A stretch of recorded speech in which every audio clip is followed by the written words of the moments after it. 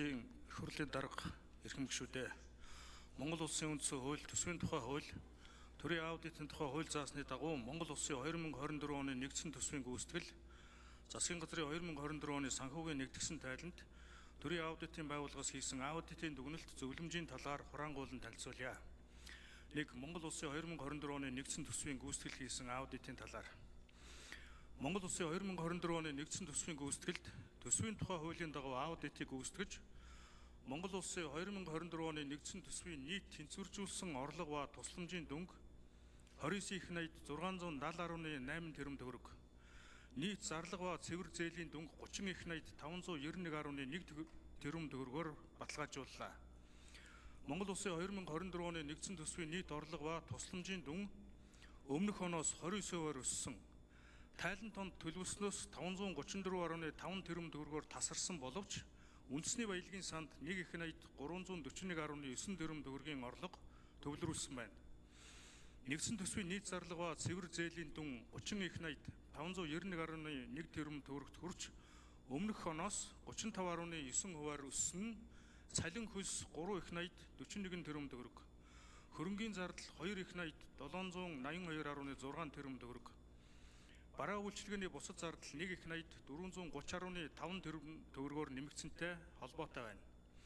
Нэгдсэн төсвийн тэнцвэржүүлсэн нийт тэнцэл 920.3 тэрбум төгрөгийн алдагдaltaй буюу дотоодын нийт бүтээгдэхүүний 1.2%-тай тэнцэж байгаа нь төсвийн тогтвортой байдлын тухай хууль заасан хязгаарт багтаж байна.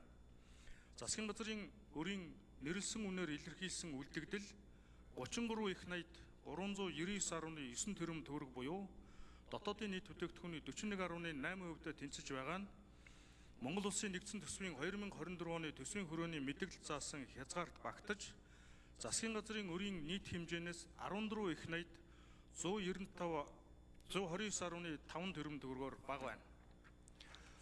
Монгол улсын 2024 оны төсвийн тухай хуульд 27 төсвийн ерөнхийлөн захирагчийн төсвийн багцад тухайн онд шинээр хэрэгжих 712, он дамжин хэрэгжих 607, нийт 11 их найд 579.7 тэрбум төгрөгийн төсөв бүртгэгтэй 1319 төсөл арга хэмжээг тайлан тонд 3 их найд 828.6 тэрбум төгрөгөөр санхүүжүүлэхээр баталснаас гүйцэтгэлээр 62.7% санхүүжилтийг олгож, хэрэгжүүлэлт дуусгаар төлөвлөсөн 579 төсөл арга хэмжээний хэрэгжилт 69%-тай буюу хангалтгүй байна.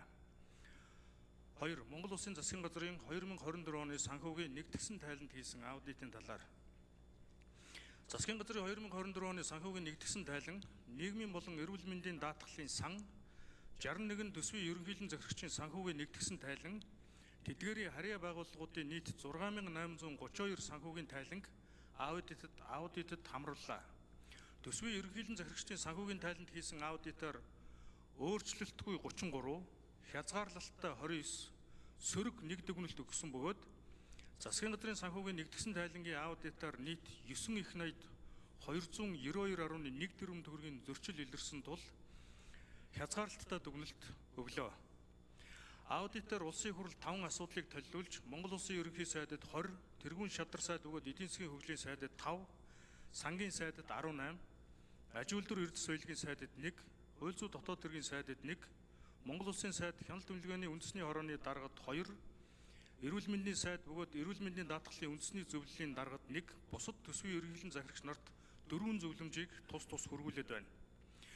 Төрийн аудитын байгууллагаас өмнөх жилүүдэд засгийн газар бүх шатны төсвийн захирагч нарт өгсөн аудитын шийдвэрийн хэрэгжилт хангалтгүй, зөрчил давтагдан гарч байгаа тул улсын хурлаас аудитын мөрөөр авч хэрэгжүүлэх арга хэмжээний хүрээнд дараах асуудлаар засгийн газар чиглэл өгж хөргүүлж төсвийн сахилга батыг дээшлүүлэх шаардлагатай байна. Үүнд нэгдсэн төсвийн гүйцэтгэл нь төсвийн тухай хууль болон төсвийн тогтвортой байдлын тухай хууль заасан тусгай шаардлагыг хангаж байгаа боловч тухайн жилийн төсвийн тухай хуулийг батлах нэмэлт өөрчлөлт оруулахдаа төсвийн хүрээний мэдээллийг өөрчилснөөс дунд хугацааны төсвийн төлөвлөлтийн өр нөлөөг бууруулж төсвийн тогтвортой байдлын зарчмыг алдагдуулж байгааг анхаарч цаашид нэгэнт тогтсон бодлого баримталж хэрэгжилтийг хангуулах.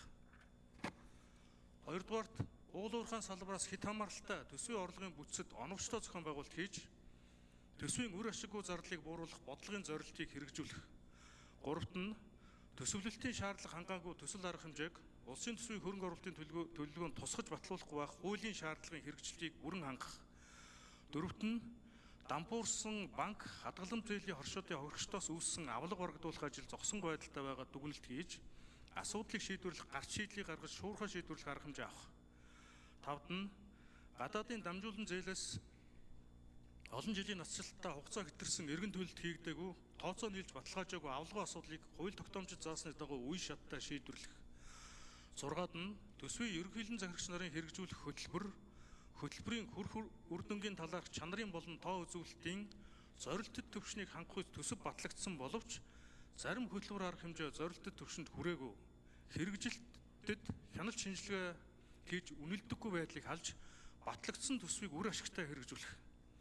7-д нь дотоод аудитын эрх зүйн орчин бүрдээгүй тогтолцоо төлөвшөөгүй хараа тус байдал хангагдаагүйгээс зөвхөн санхүүгийн хяналт шалгалтыг гүйцэтгэж засаглалыг сайжруулах эрсдлийг удирдах үндсэн чиглэлийн хэрэгжит хангалтгүй байгаад анхаарч энэ чиглэлд бодлогын арга хэмжээ авч хэрэгжүүлэх. 8-д нь аудитын зөвлөмжүүдийг хэрэгжүүлэх нь зөвхөн аудитын зорилт биш төрийн өмч санхүү төсвийн удирдлагыг сайжруулах үндэслэл болох юм. Иймд зөвлөмжийн хэрэгжлийг хангах асуудлыг хууль бодлогын түвшинд дэмжиж хэрэгжлийг хангах. Хэрэгжилтэд хяналт тавих, хариуцлага тооцох тогтолцоонд дүн шинжилгээ хийх. Төрийн өмч төсвийн хөрөнгийг үр ашигтай, хариуцлагатай удирдах менежментийг төлөвшүүлэх шаардлагатай байна. Улсын хурлын эрхэм гишүүдээ та бүхэнд Монгол Улсын 2024 оны нэгдсэн төсвийн гүйцэтгэл, засгийн газрын 24 оны санхүүгийн нэгдсэн тайланд хийсэн аудитын талаар товч танилцуулаа. Хэлсэн шийдвэрлэж өгнө. Анхаарал тавьсанд баярлалаа. За ажлын хэсгийн гишүүдийг танилцуулъя.